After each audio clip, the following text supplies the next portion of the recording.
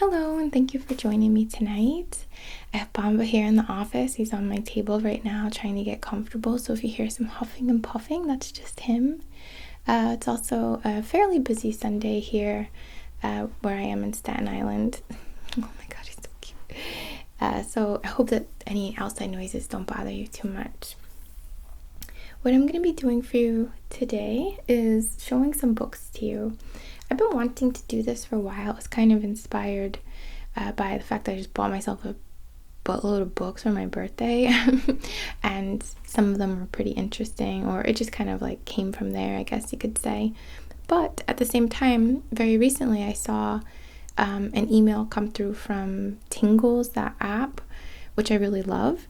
And now I think, if I read the email correctly, your supporters can make trigger requests to you, and the only one that I saw for me was page turning, so I thought that was really appropriate and just kind of brought me back to like, oh wait, yeah, duh, you said you were gonna do that video, like a book video. Books are super amazing. Some of the ones I'm going to show you were very impactful on me, and what I tried to do was collect a bit of a timeline of books, I guess I could say. Nothing about what I used to read before I kind of got back into my spiritual nature. He's drinking water. Why is that so cute? But essentially, if you don't know my story that much, if you're new, if you just don't, know, I was fairly spiritual as a young individual. I had a very witchy kind of cosmic grandmother and aunt, and they really inspired me to, or just kind of taught me about that kind of stuff, or it was in my life. So a lot of the books I read at that age were kind of fantasy and stuff, I guess you could say. And as I got older, my grandmother would buy me different types of fantasy books, ones about vampires or witches or the Blood Countess and stuff like that. Yeah, she's cool, she's funny, she's a bit dark, that's what she likes. And I appreciate it because I really like those things too. I have to say though that just I could say how when I used to listen to a lot of Radiohead, I was a much more depressed person. Not that Radiohead depressed me, but it didn't help me necessarily break through. Sometimes you just gotta put on some Beyonce and turn into that for a little bit. I hope that makes sense. So the books that I ended up reading and becoming kind of obsessed with, because I was always on and off, but I'd say I'm a reader, were books by Bret Easton Ellis. Was my favorite author. He still is, and I would still be very excited if he wrote another book. But the stories are dark, they're in Lesson Zero specifically, it's this theme of wanting to see the worst, and I feel that played a role in my life and where I was at that time. I always felt very victimized or not necessarily in control, and I don't mean I was a victim to other people necessarily, I don't see that, but I don't know, that I was a victim to circumstance, oh, this is how it is and it's miserable, or oh, people are mean to me, or and just kind of wallowed in that a bit. And there's certainly comfort there, so I'm not trying to say it's a bad thing, but I did see a lot of just improvement in myself when I changed what I listened to, and I changed what I read, or the media that I exposed myself to. So I'm just kind of starting off there. I hope that makes sense. So yeah, I went from Bret Easton Ellis books, and then kind of got into things where now I can't remember the last fiction book I read. It was probably The Alchemist years ago, and that's on the spiritual side for sure. So we're just gonna kind of get started. I will say that when I was in high school, or even maybe a little younger, I would certainly pick up a spell book once in a while from a store if I found one, but I don't really buy books like that anymore, and I stopped buying them a long time ago. I do rituals, but I kind of just make them up myself, so I didn't bring anything like that out. I don't have any of those archives to show you. But believe it or not, my more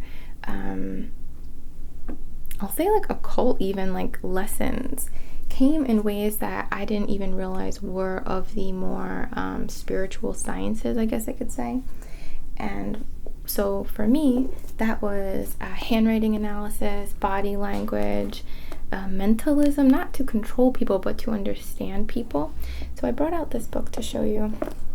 And I've had many books on this. This just happens to be like the last one that I have. I will say as well, I have a habit of giving books away when I'm done with them. So the fact that I even have, a nice little chunk here to show you is good for me.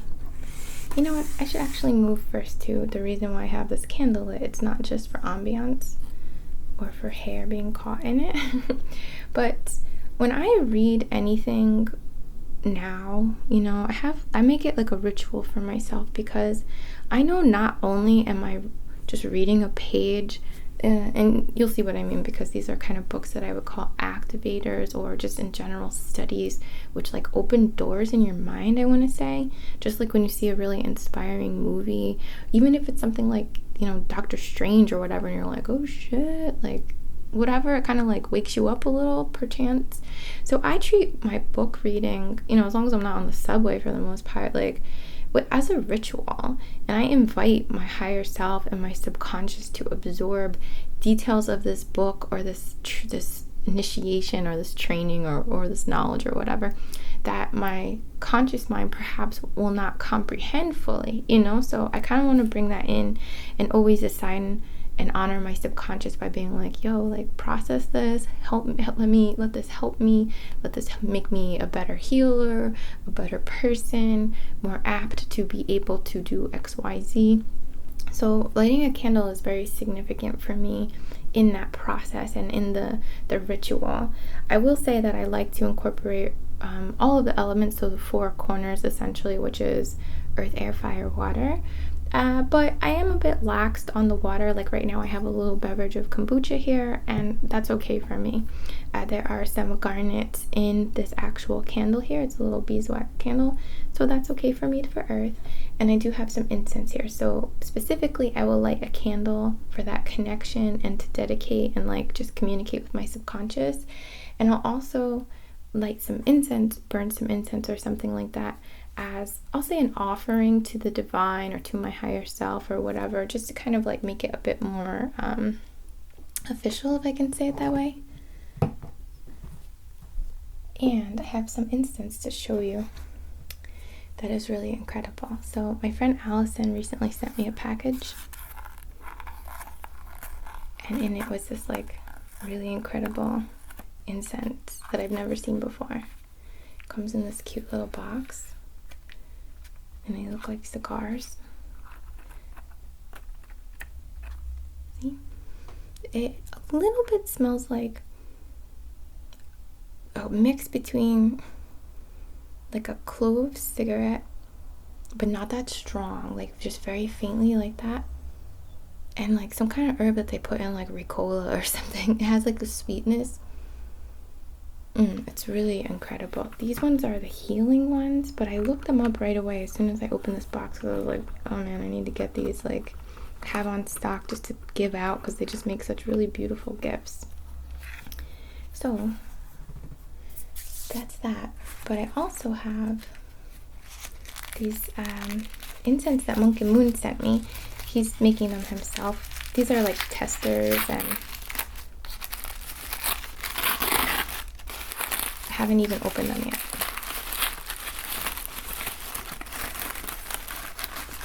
So we're gonna do this one. Ooh, it's the Monk and Moon. Ooh, it smells good. It's the Monk and Moon blend. So I think we'll go with this one today, and I'll open these other ones in other videos perhaps. So I'm just gonna light this cone. It does smell really good. Try to see. I don't know. Cedar, frankincense maybe. Really cute. I love handmade incense. And Maxwell at Monk and Moon has a very monk-like energy. beautiful. Oh, that smells really good. Those aren't for sale even or anything. That's just like a friendly gift that he put in my package when he sent me something that I won in one of his auctions. Okay, so back to the books. I'm sorry for my squeaky chair. This one's called Handwriting Analysis, Putting It to Work for You. And I just loved handwriting. I think I was reading this book when I was still working for an investigative company or just before that.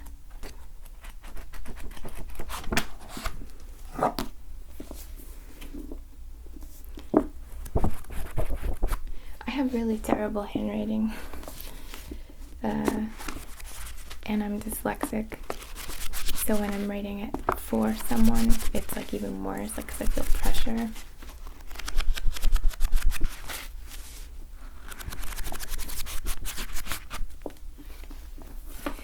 These books are great because they start to tell you like what certain leaning in one direction or the other, or what just certain things mean.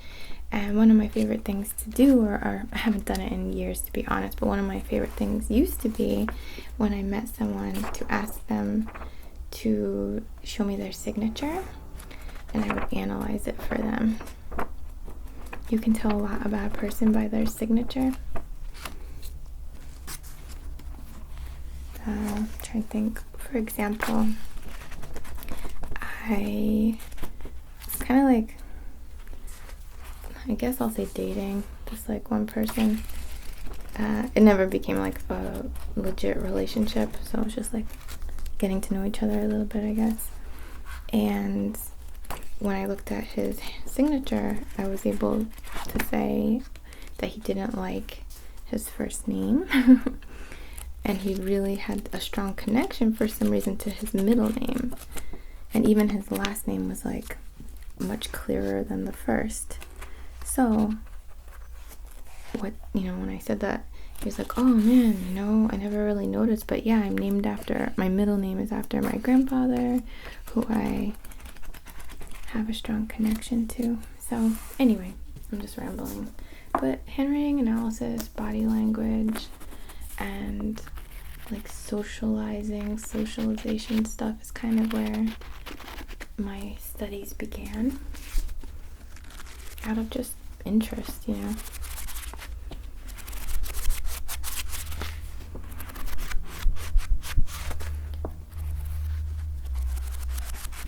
Shortly after I started studying this, I ended up working, like I said, for an investigative firm for like 4 years.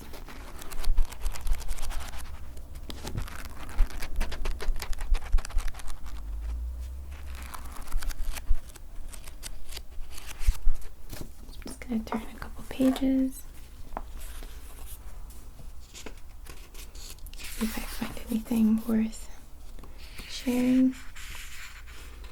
There's some stuff too. I guess when I was reading these, I was studying palmistry as well, but I never really made it that far in palmistry. Like I can look at the finger dimensions or the texture of the skin and get something from that, but the lines don't really speak to me.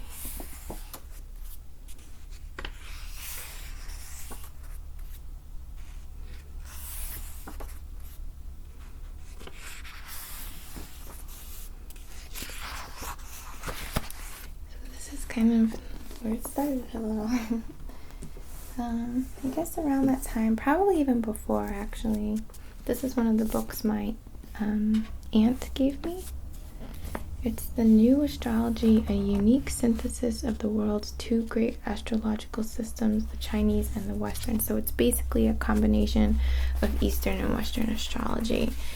So I am a Cancer dog. You might be, you might be, I opened up to an Aries horse, so this book is super old. You okay? You don't like the incense? And I think this is a pretty good book. I will say I never truly resonated with my signs depiction here.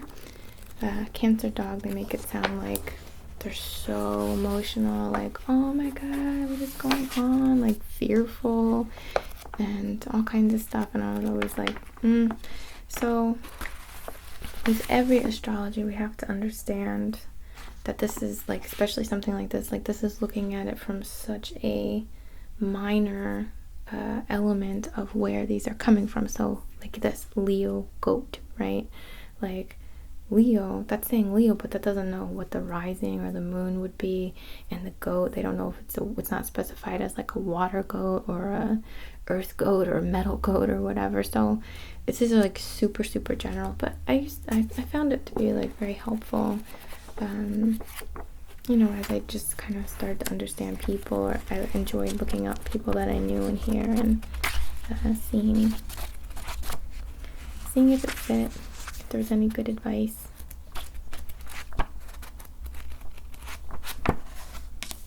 So this is another place I started, I guess you could say. And while this book I got more recently, it's called Active Dreaming by Robert Moss.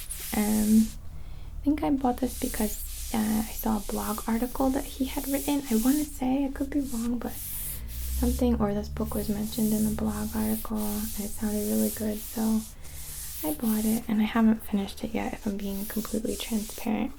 But I didn't have any other dream books to show you that were relevant, because dream journals and dream books were another of my more introductory lessons for myself.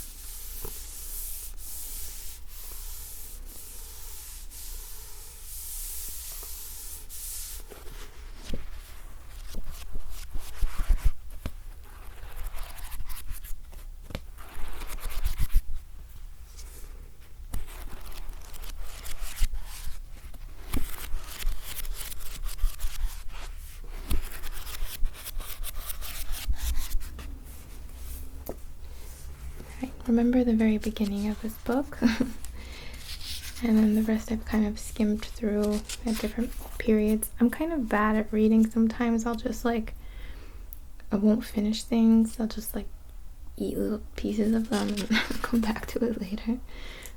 Scavenger. I'll tell you some of the contents here. The first chapter I definitely remember because it was really sweet. It's called Punch a Hole in the World.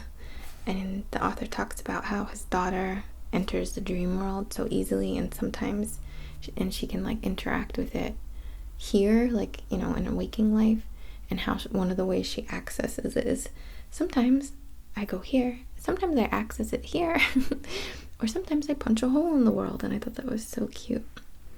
But they go by part 1, wake up and dream. Part 2, active dreaming for conscious living. Part 3, toward a commonwealth of dreamers. That's pretty much it, but as the major breakdowns.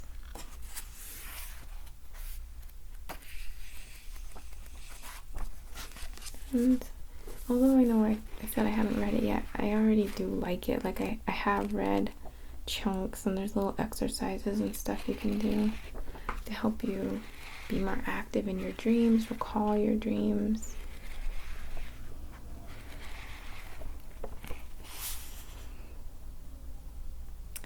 How to break a dream drought, talking and walking our dreams, shamanic lucid dreaming, social and shared dreaming, rescuing our lost children. I think that means the dreams that we forget. Reclaiming the power of naming, mapping the natural path of your energy, symbol magnets.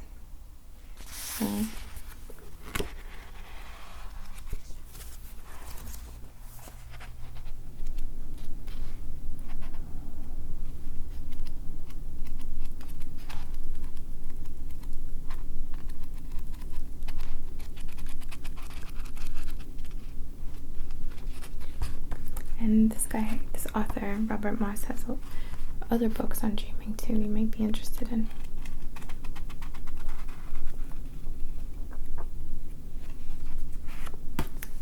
Just to move along, because we do have some more books.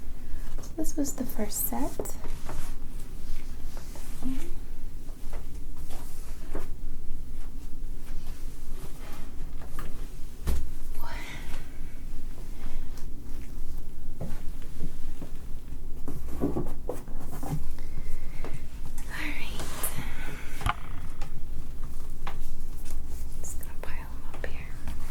Some of these you may have seen in other videos, so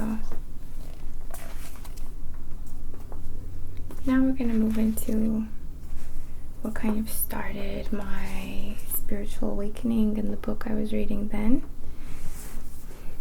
I'm saying spiritual awakening, I hope you know what I mean, just like getting back in touch with all that. It happened when my mother died, or right around then. My mother called me to tell me that she was gonna die, and I hadn't seen her in 10 years, so it was like it's a big deal no matter what, but it was like really like this, like, oh my god, what happened in our relationship, you know? She lived in England, so it wasn't really my choice to not see her. She didn't really make it easy for me, but she was a heavy smoker, and, you know, smoked very often. I'll show you this in a second. And anyway, I took my savings, and which wasn't a ton at the time, but I went through my savings and went to go visit my mother. She didn't even want me to come. It was kind of like challenging. I was preparing myself for, you know, whatever was gonna go down while I was there. And anyway, through this process, I was very afraid of death at that time in my life. It like scared me. Like the act of dying really scared me. So I ended up picking up the Tibetan Book of the Dead. And I learned of this book probably through one of Grasper Noe's movies. I can't remember the name of it. The one about DMT and death. If you know what it is, please leave it in the comments below. I would appreciate that. But they were talking about the Tibetan Book of the Dead, and it just kind of like felt like the right thing to do. So I read this book on the plane and, you know, on the days leading up to seeing her, and it really comforted me. And I don't want to say that, you know, who's to say, right? But it really comforted me to learn about the more spiritual, the body and mind and spirit connection to crossing over, and, you know, this is basically a manual for that, you could say. So it really was good for me to read, and it talked about chakras and different energies and stuff that started to put me back in touch with that, if I can say it that way. So it's the Tibetan Book of the Dead. I also have the Egyptian Book of the Dead. I didn't bring that, and I got much later than when I read this.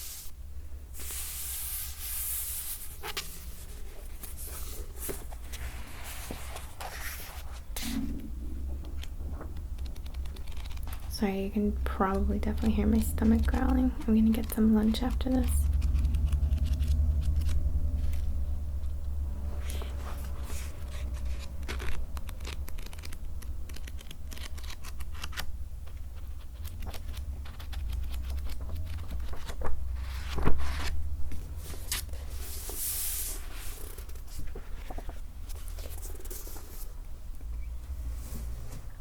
Wait.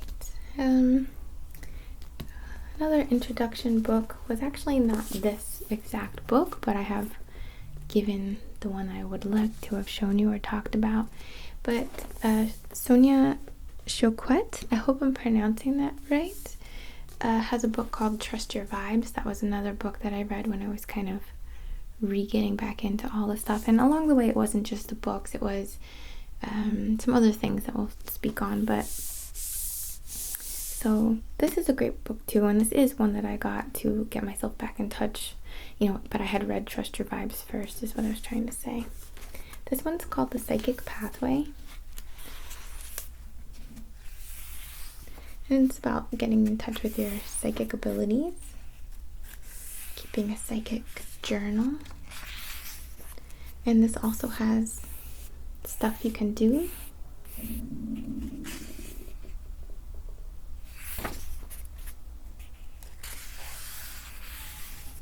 help you break through any misconceptions or beliefs that you might have about being psychic.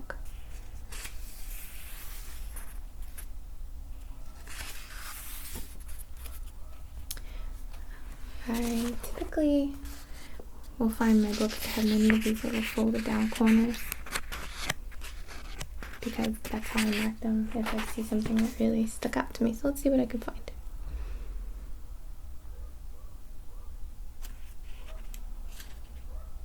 I think it is about the fall of man, the loss of consciousness of man's divine self.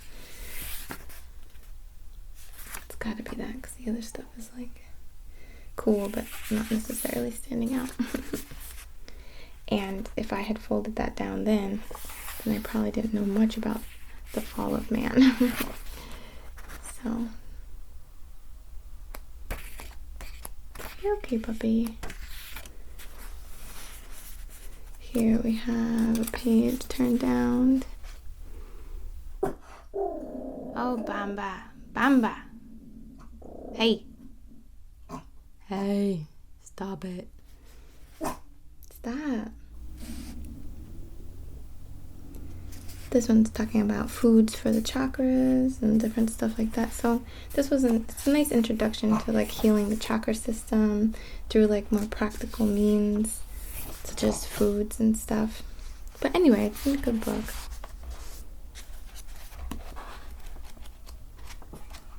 Bamba, relax. This is the chill zone.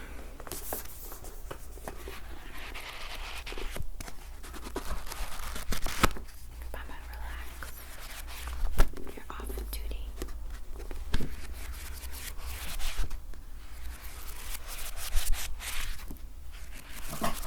Bamba, relax.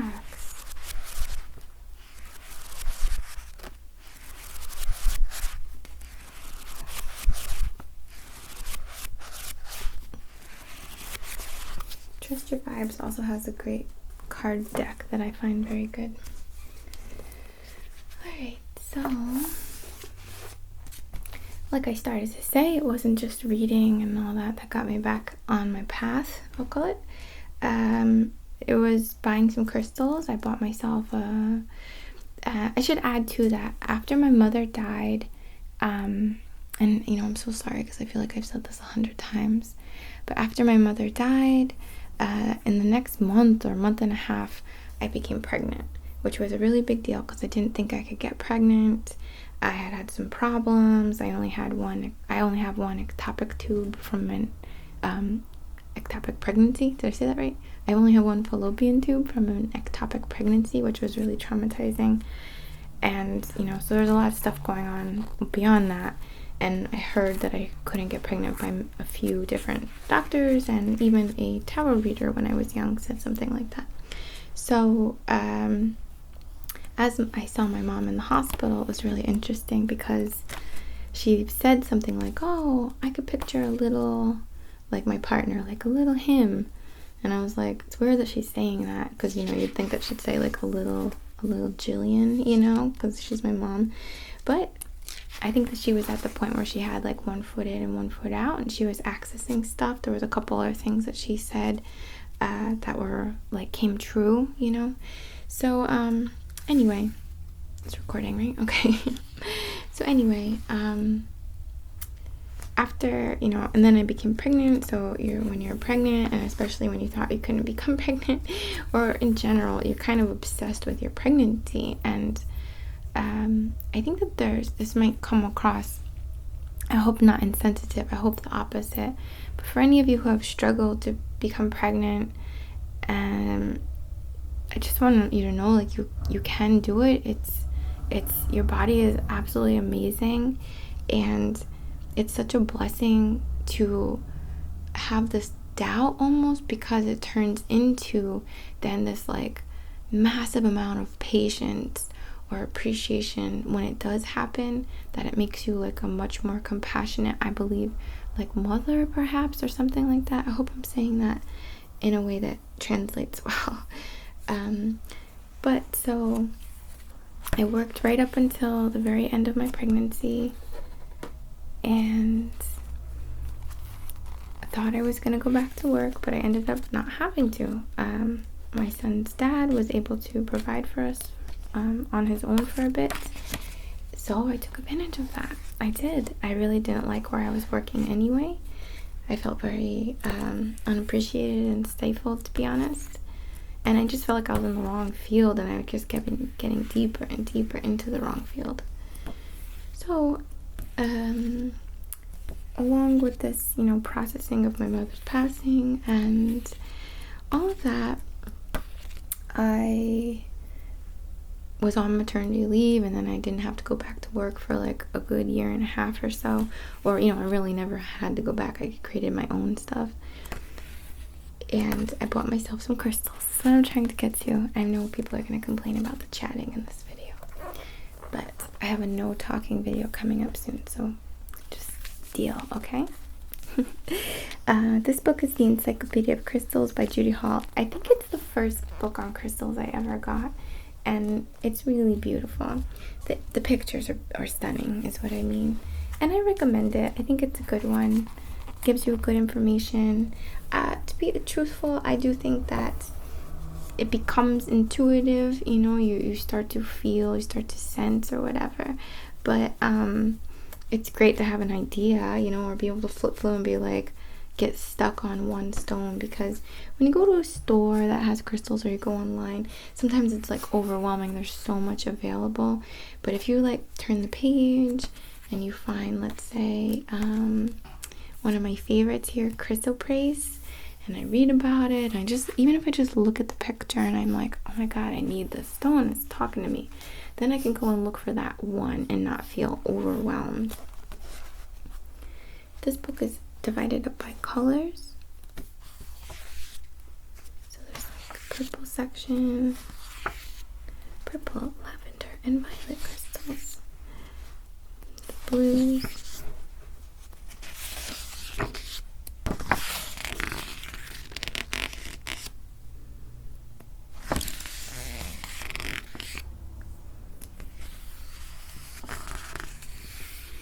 It's pretty. Blue Aragonite. I do have one of those, but this one is very pretty. Crystalline Kyanite. Larimar. It's beautiful.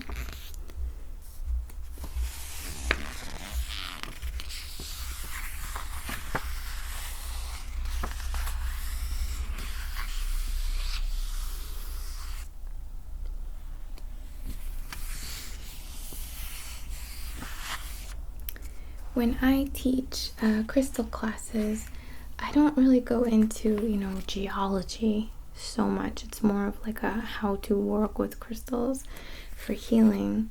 But there is certainly something to be said with, how they're formed or the shapes that they are. And I do touch on those kind of like points of information.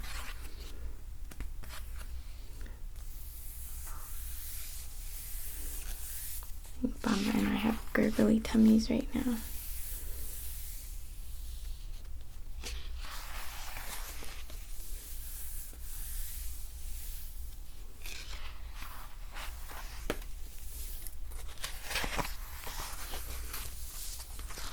Well, so that's kind of where it started to go on my path there.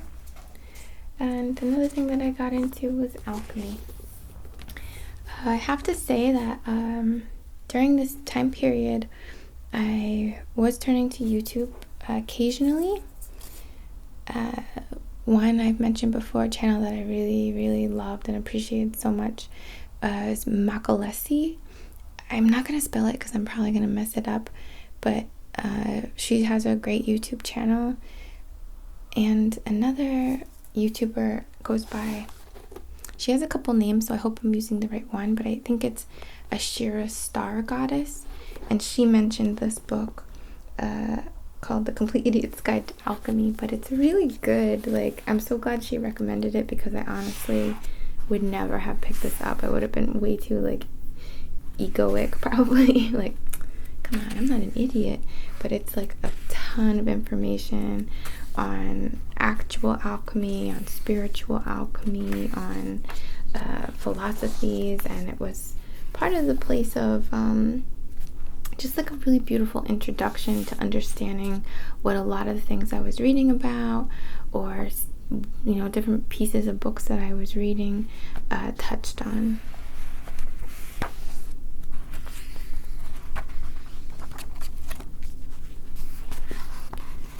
Around this time, I want to say I started reading my Hermeticism books, specifically the Kybalion, which I've mentioned a bunch of times. Another one I've given away and I don't have right now. I actually gave it to my brother most recently.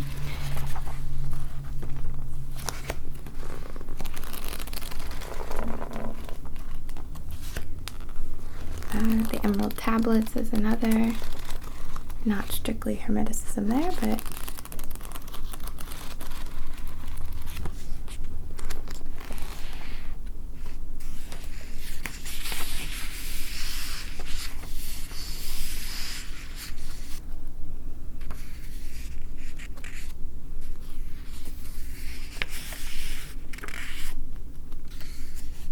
I love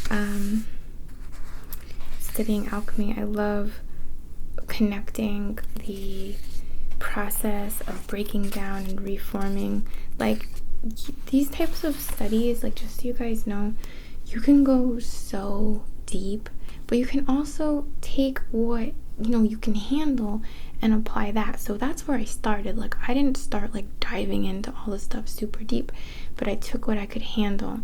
And then on top of that, with the ritual of having my candle here, talking to my subconscious, assigning it to process these things, really, I don't know, really helped me work with stuff. Like, not to make it weird, but it did.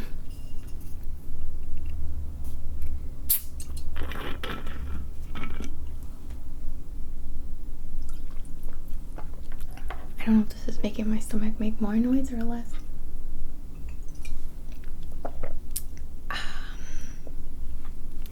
Okay.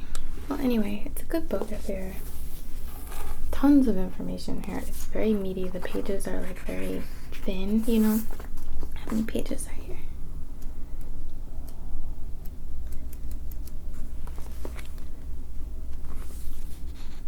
Like 300.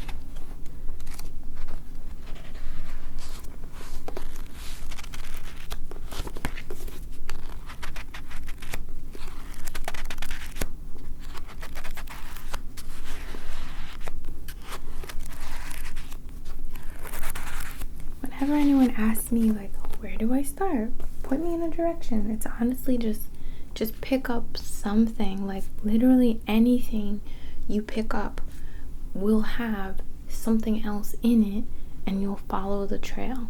It doesn't matter if you want to read books that are like this or ones that are like other kind, like whatever you go to, if you have the intention of following a path, they will help you. So just start reading, just start learning. Excuse me, I wanted to show you guys these because they fell out of a book. Well, they didn't fall out, but I took them out of a book. These are ginkgo leaves. Sorry.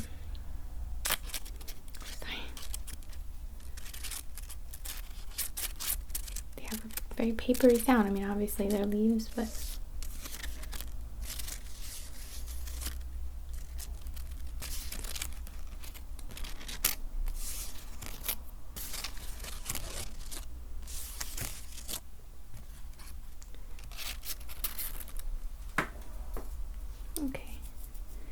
Now, this is kind of like a dupe book because I have another one as well, but something I think that's important, or was important for me to learn or start exposing myself to, was symbolism.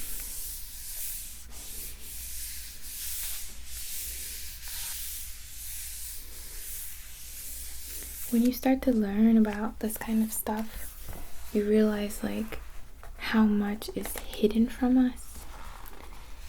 You could take it in many ways. You could take it to, it's just there. And for example, like the shape of Saturn, let's say, like Saturn is in so many, what do you call it? Like a gas station logo, like a car or a different thing. You'll see Saturn very often. or a bull, or all kinds of stuff, and it all means something. So how are these things talking to us? The cross and what that can represent. It's just really interesting. So this is one of the first books I got on symbolism, and a lot of these came from Amazon, so I didn't get to look through them necessarily. I'm not saying this is a bad book, but it's a little more it's not as deep as I thought it would be, but it's still really good. And it does have a lot of really nice pictures. So that talks to art, group identity, taboos, roles, relationships, symbols and synchronicity, dream symbolism, and they're just each page essentially has just a tiny bit of info on it. So as I turn, it's just a bit, triangles and squares, myth and the cosmos, the sun, the moon, the stars, the zodiac, so it's just little pieces. Nice if you want just a little introduction into everything. And then at the back it has actual symbols, that you might see, so that you can look them up. It's funny, the fleur de lis was a symbol I saw in a Reiki session recently, and I don't know what it meant, and I didn't know what it meant, and I had to share it with my client. I'm like, I don't know what this is, I'm sorry, but I have to tell you this is what I saw. And then just the other day, my teacher brought out an item that had it on it, and we were talking about the critics and stuff, so it was just all these cool things happening at once. But anyway, these are good ways to get started, and these are a bit gentle, and the next book that I have on symbolism is not as gentle. Oh, sorry guys.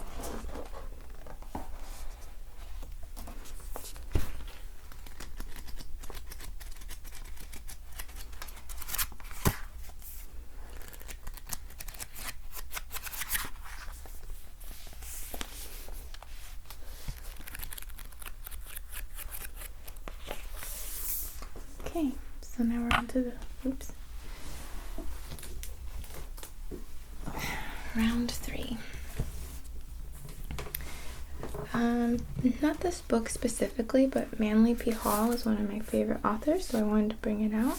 It's not to say I don't love this book, I do, but what I love about him is that he has a lot of these little tiny books, which I appreciate as somebody who has to commute very, often. Not as much anymore, honestly. If I said that out loud, I was like, that's not really true. But I do commute. I still do sometimes, but in general, I just like to have a book that's easy to bring with you. So I love these little meaty guys.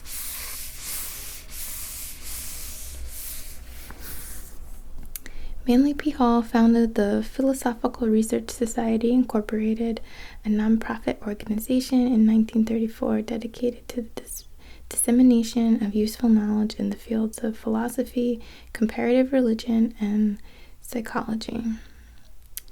In his long career, spanning more than 70 years of dynamic public activity, Mr. Hall delivered over 8,000 lectures in the United States and abroad, authored over 150 books and essays, and wrote countless magazine articles.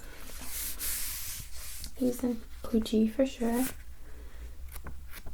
So I probably have bought this kind of book from this author or other authors. I don't even know, because this is definitely the kind that I will give away very often because they're so easy to take with you. But I just wanted to bring out the author there. This book I'm not crazy about necessarily. It's not a bad book. It's just a bit of symbolism as well. Just another very introductory book. Again, I got this on Amazon, so I didn't really read through it. It's not bad necessarily. I just don't find myself, called to recommend it very often or anything. It's not bad. I don't want to say that, but the Book of Secrets, Esoteric Societies and Holy Orders, Luminaries and Seers, Symbols and Rituals, and the Key Concepts of Occult Sciences Through the Ages and Around the World by Daniel Pineda. I'm not saying it's bad, guys. I just thought I was kind of, I'm like, at this point when I got this, I was on like going a bit deeper quest, and this was like that, but it didn't really tell me a ton of stuff that I didn't know yet. So if you're more getting introduced to things and you're curious, this would be a good one for you. Not like a total newbie book, but you know. Alright, so I should say that I have so many books to share. This is the last that I'm sharing with you now, but in terms of like Reiki books, absolutely, or healing books, I do have lots of those. I just wanted to show you guys more of the things that I read for myself, for my own growth through a spiritual development, and not necessarily my path as a energy worker, although they are very, very, very intertwined. But I don't know, just whatever, I was called for this stuff. This is a great book, The Way of the Shaman. I got this after I had already gone through my shamanic initiation and apprenticeship. I don't call myself a shaman, but I do have some shamanic practices incorporated in my healing and in my personal practice. This is about journeying for the most part, or that's what I got out of it more. Talks about, well, let me get to the contents for you. Great book that can be introduced to shamanic practices. So we have Discovering the Way, The Shamanic Journey, Introduction, Shamanism and States of Consciousness, Power Animals, The Journey to Restore Power, Power Practices, Extracting Harmful Intrusions, Afterward, Drumming CDs and training workshops, just like biography and stuff, bibliography. But anyway, this is a good one if you're kind of curious about shamanic work or journeying yourself. I think that these kind of books are great, especially when you're on any sort of quest for yourself. We don't talk about like drugs here very often, but obviously there is a very how do I say it? It's becoming quite common to hear people speak of like DMT or ayahuasca, or going to Peru for these ceremonies, or anywhere really. So with that said, I think that there are many of us who have tripped before or trip and to put my spin on it, I used to do a lot of acid in high school. I'm not saying it's definitely one of the things I like don't regret at all, but I also don't really just talk about it all the time. But I definitely did a lot of acid and mushrooms in high school and other drugs as well. I grew up in South Jersey. It was a very boring area, and for whatever reason there were drugs around all the time. Hence, I explored that a bit. However, I'm very interested in doing an ayahuasca ceremony or some kind of ceremony now that I've become this version of myself more, or now that I can go into it with an intention of facing something or learning something, so if you're on that kind of journey and you're considering a trip or anything like that, I don't think I need to tell you how valuable it can be to do this kind of research, so that when you're in that position you can do whatever. And if you're just home smoking weed, that goes too or whatever. It's nice to have a spiritual component into that. From my perspective, it's not mandatory, who am I to say, but in terms of like weed and stuff, like I smoke weed, I don't do it just like all day for no reason without an intention though. Like I do it to meditate or to do this or that. Not that I need it to meditate, but I'm just trying to give examples. Will I smoke weed and eat food and watch Rick and Morty? Like hell yeah. I'm not saying it always has to be this crazy thing. I'm not trying to put that out there, but What I mean is, if you're on this journey and if you're already using substances like that, try if you're open to it, putting some intention into like why you're doing it, or what you want to get out of it, or anything, or what you want to be open to, or anything, because it can really have a much more stronger connection to turn it into something that's a bit fuller, if I can put it that way. So anyway, this is a nice book. I like it a lot.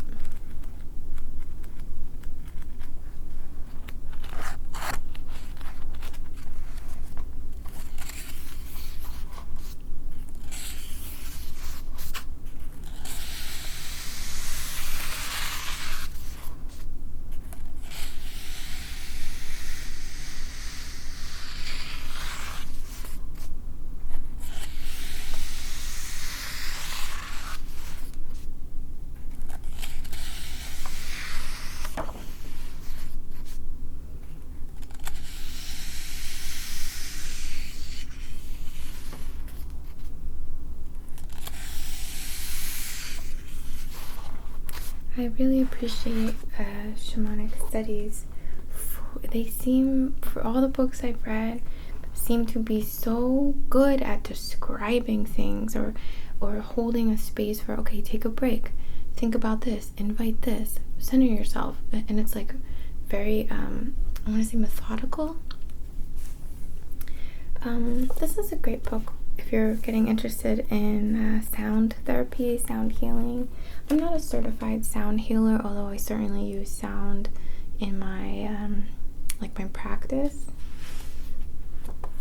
and I would love to do that one day and like legit be trained. But for now, it's just not where I'm at right now. One of my favorite things in this book is in the introduction too. Or I don't know if it's the introduction, but it's earlier, and it talks about, kind of like blew my mind, but it talks about how like crystals or plants are also aware, and they kind of have feelings. Specifically, this author talks about plants. So it's cool. It's called Tuning the Human Biofield. I almost tapped. Sorry, guys. This book, actually, I was surprised, but as you get towards the end of the book more, it discusses the chakra points and gives you a good idea on like what they might feel like on a very general basis, if they're over energized or under energized, instead of just calling it blocked or something. So I really appreciate that in the author. It talks about PTSD head. It says, this is the best name I've been able to come up with so far to describe the phenomenon of change around the head of a person who has post-traumatic stress disorder, an anxiety disorder which may develop after a person is exposed to one or more traumatic events, such as sexual assault, serious injury, warfare, or the threat of death. It's a great book for those who are on a healing journey. If you want to become a healer in any way, or you already are, really good information in here, whether you use sound or not. It's very good.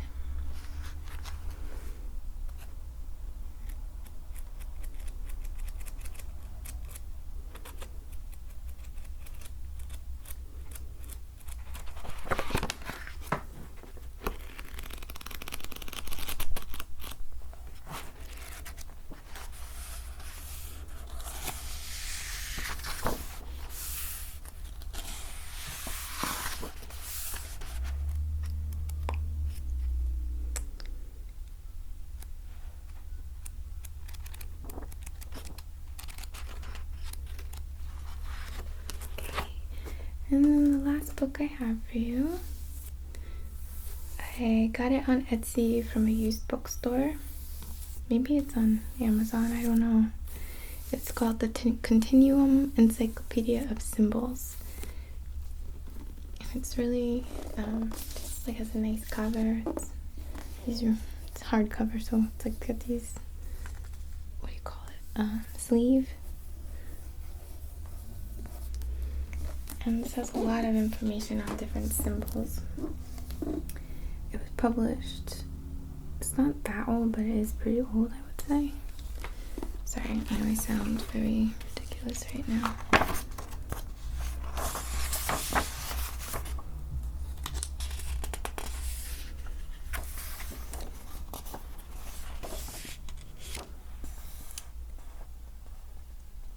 $1996. So it's pretty old, man. It's like before I was in like 7th grade or something. So as I feel like if I had found a book like this back when I was a bit more impressionable, I might take it at face value too often, and that's something I really want to encourage you guys not to do. You know, if that means anything to you. Although we can certainly read through this and read about an almond and what it is, and you know that it might be, it's a symbol of Christ because his human nature hides his divine nature. Like, you know, some of that's like really cool to think about, and this is a great reference book. But there's also stuff that you'll find in here that, or in any book, you know, especially older ones or what, you know, whatever, that might feel disempowering or like very like, no, this is it. But we always have to remember that no matter what, like we have to use discernment in what we're reading.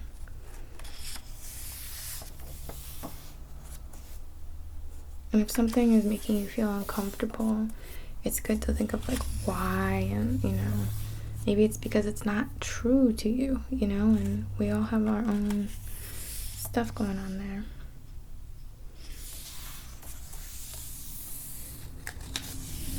Let's see what let me think of something.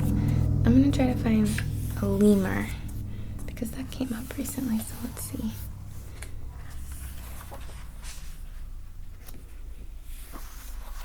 It's alphabetical, which is always good.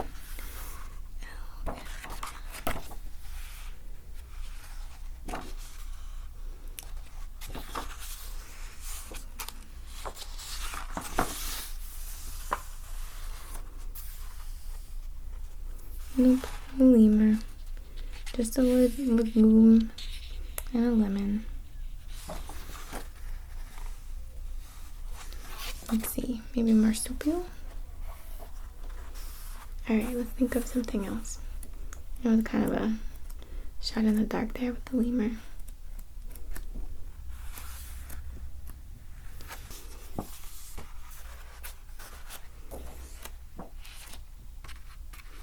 Let's see. This is nice because it talks about numbers too. So let's read about the number 8. The first cubic number, 2 to the third, equals 2 times 2 times 2 equals 8. According to Aristotle and Pythagoras, I can never pronounce that name right. A number's perfection is attained in its third power, such as 3 to the third, or 3 times 3 times 3 equals 27.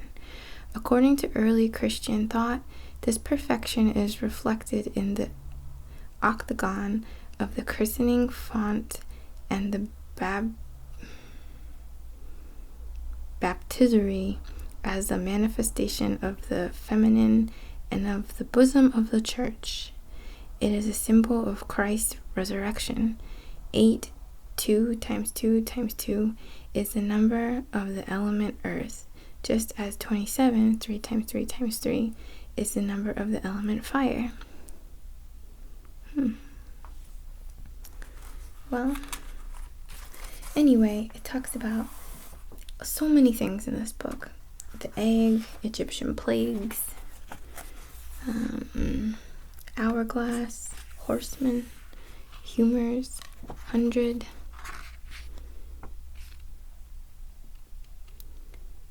icon dispute, idol, I Ching.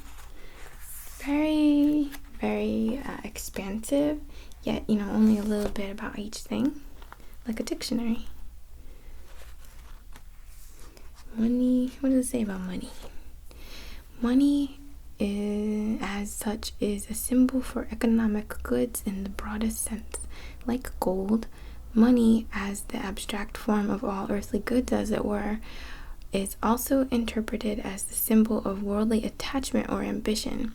As a minted coin, like the seal, it is sometimes a symbol in Christianity of devout soul that bears within itself the image of God, just as coin bore the emperor's image.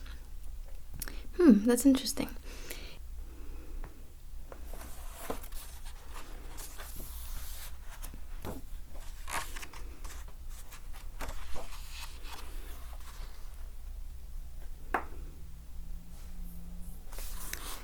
This would be just a great, like, even though it's like not something you would read through, I feel like it would be good to read through. I'm always really curious about just symbols in general, I guess is what I'm trying to say here. They are everywhere. They are this unspoken language that, well, I do think we all interpret in a sense differently. Just as, two people, right? One person doesn't like rain and one does, might interpret a rain cloud as a different type of symbol.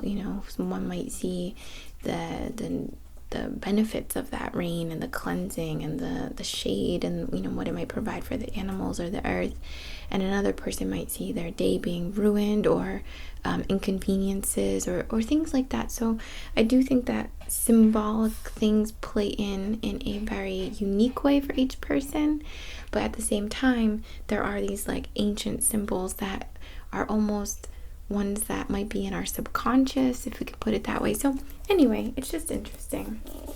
I hope you find it interesting too.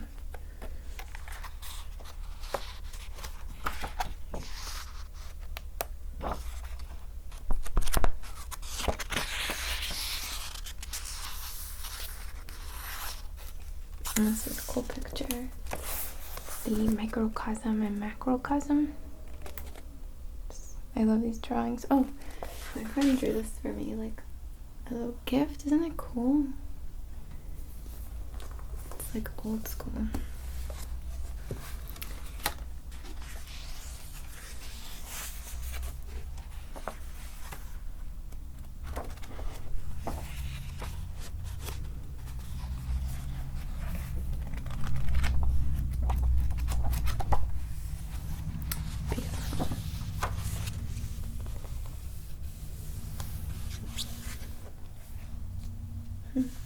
Anyway, sorry, I'm just getting lost in these books now. This is one of the ones I bought myself for my birthday, so I haven't really super dug into it yet. Well, I hope that you enjoyed this little conversation and, boring video to help you relax. That's really what it was for. I should have made that more clear at the beginning. But, there's so many things I feel like I'm leaving out as I'm like kind of wrapping up this video now. But my message here is just like, oh, bless you.